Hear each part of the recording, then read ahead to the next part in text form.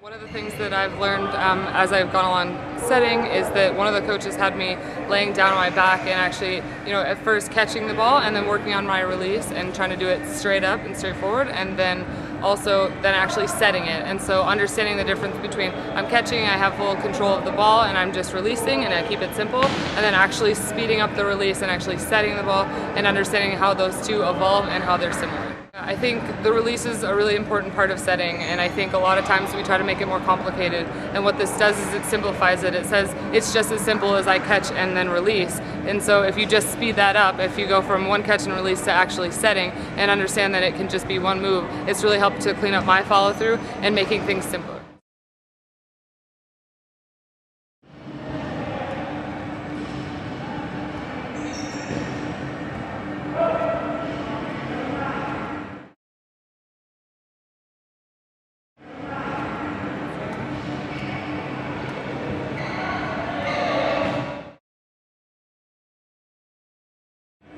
I've had a lot of coaches and a lot of people know that setting against the wall is a really good way to train setting, especially when you're by yourself and you don't have a lot of people that are helping you, and I think that's a great thing. But I think a lot of people start really close to the wall, and I think that becomes something they can do pretty easily. But gravity happens, and the weight of the ball is a little bit different. So if you back away from the wall a little bit, then you're getting kind of more of the active setting that is something that you can do by yourself.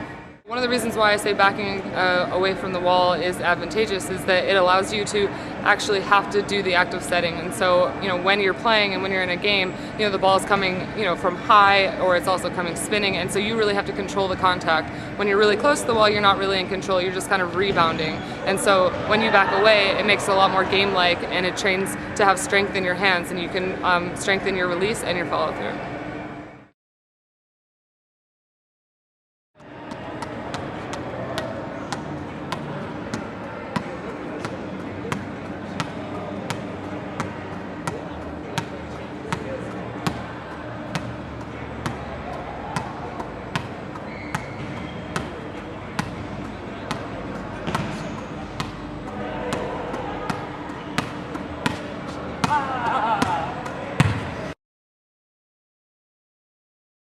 So you can definitely start close to the wall and kind of get your touch and warm up your hands a little bit.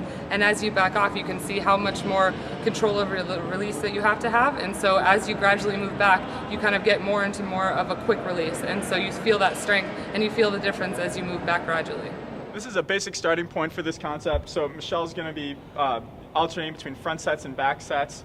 Okay, trying to work on, same thing, keeping her positioning as neutral as possible until the contact. And then after she receives, then she'll snap back either direction, okay? So she's maintaining the ball right off of her forehead, okay, and just working on the wrists and hands through the ball. Go ahead. So she's going to start with, again, alternating between front and back, making sure that her hand contact is the same. Before she contacts the ball, she's getting that receive and then snap through the ball in each direction. And now with a little bit of movement from where the ball is coming in, she's doing the work before she contacts the ball so that her hand contact is at the same spot each time. Okay, now we're going to add with a jump. Okay, it's the same thing, she's trying to do the work before the ball gets to her, getting the ball in the same future position, hands go back, okay, really focusing on her posture. Our last part of the series is we're going to add movement, so now our setter is going to be moving to her left and the right. You guys can go ahead. Okay, so we're working on keeping that body position the same, setting, getting square to the outside, which is our partner in this. And then we're also introducing the concept of back setting at different angles, especially when you get pulled off the net and you get square to the outside. You're going to have to set that ball off your right ear.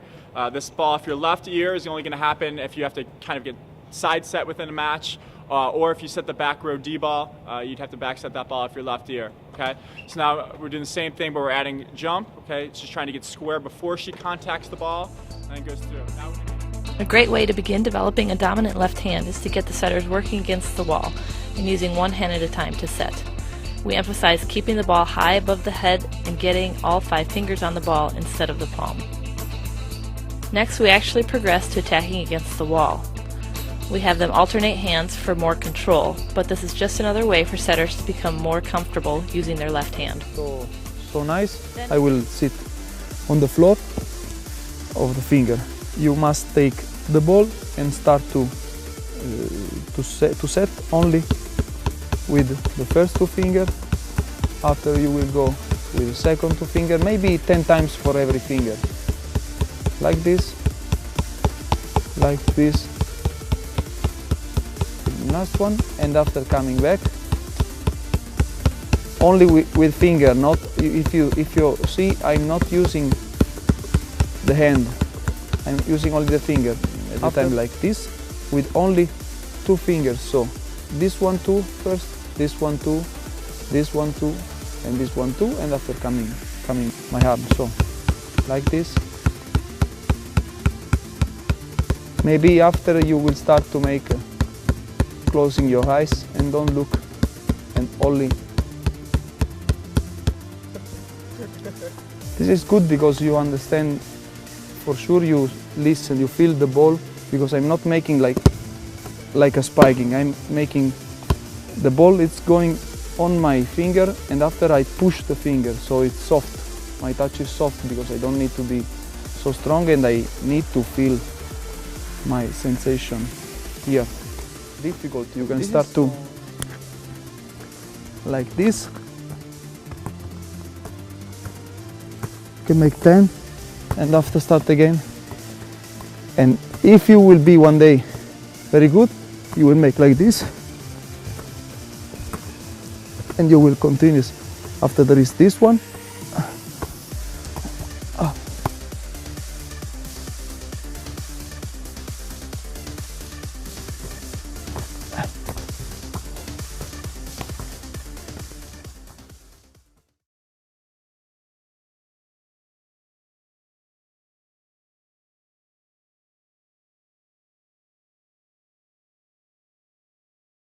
core setting drill. To set up, you're going to sit on the ground just like this, and you're going to lift your legs off the ground like this. Now for phase 1, you're just going to practice setting to yourself and working on power this way. You can set low, and then you can aim to set higher and higher. Once you get good at that, you can start setting towards the wall. So you can set one to yourself and set to the wall. So my heels can stay down for up, I lift, and I set. Then I get control again, up, lift, set. A couple of things to keep in mind here: when you are doing this drill, you still want to stay in that neutral setter position like this. So avoid having it too far in front of you or too far behind you, right? So keep it, when you make that jump set, you want to still stay here and then make your set. You can also turn around and use this drill to practice back setting. You do it the same way, set up to yourself, heels up. You want to use a one-handed set when the pass is a little bit too tight and a little bit too high. All you need is a volleyball and a wall. To practice it, you're just going to self-toss to yourself coming from the left side, because that's where the pass comes from. You're going to put your hand up and you're just going to work on setting the ball like this.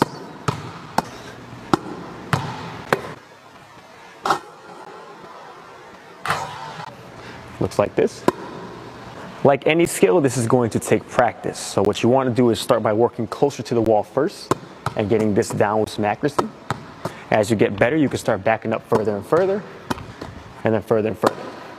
Once you have the standing portion down, then you have to work on the jumping portion, because you're never really going to set one hand while you're standing. To do that, you do the same thing. You're going to self-toss. This time you're going to jump first and then make the set. When you do train like this, you want to make sure you're fully extended, because if you're jump setting a one-handed set and you're bent, you could just set that ball anyway. So you want to make sure you're pretty much almost fully extended. You want a little bit of elbow bend here so you can fully extend, but that's how you're going to practice it.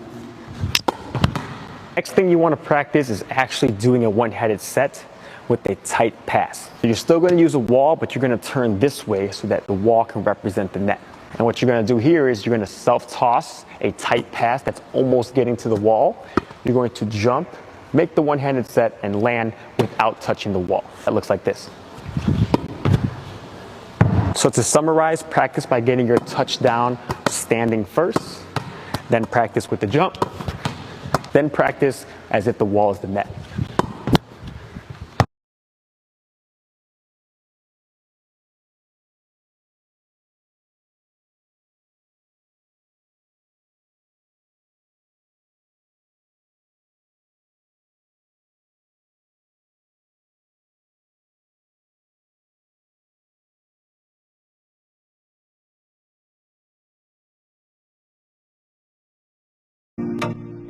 When doing baby sets, you want to get really close to the wall and make sure to have your right foot forward. Rock your weight back and forth, maintaining control.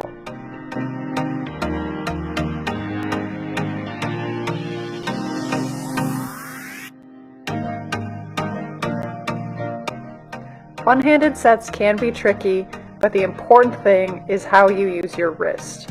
You want to feel like you're just flicking your wrist to the wall, and good luck on those transitions. Notice again, you want to keep your right foot slightly forward like you're in a normal setting position.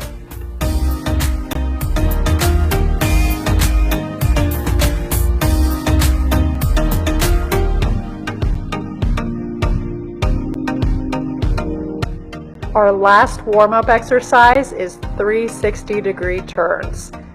These are challenging, and as you can see, I'm no expert, but you want to start facing the wall and turn in a complete circle while keeping the ball going.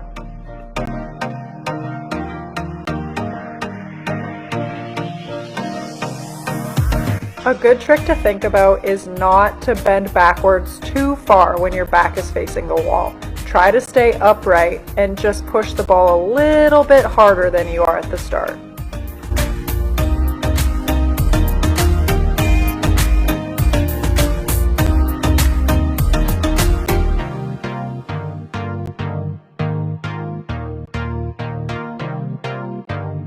For regular sets, this is very similar to the baby set warm-up, but you're going to move back just a little bit to have to push a little harder towards the wall.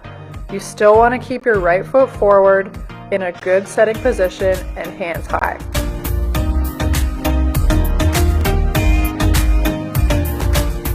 Building off of this is setting to yourself and then setting to the wall. It's really important to change the angle of your hands to be able to execute each set independently.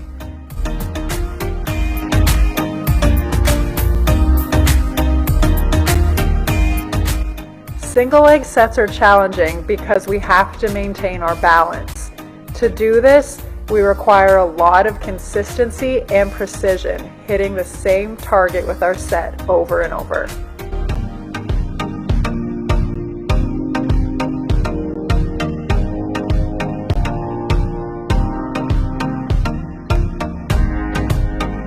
Sitting drills build off of the single leg standing drill that we just did, except it takes away the balance component.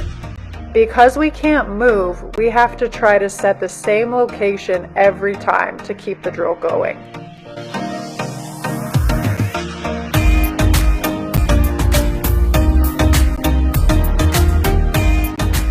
If you're having trouble maintaining control of these drills, try marking off a target on the wall with tape to give yourself a good visual of where you need to place the ball.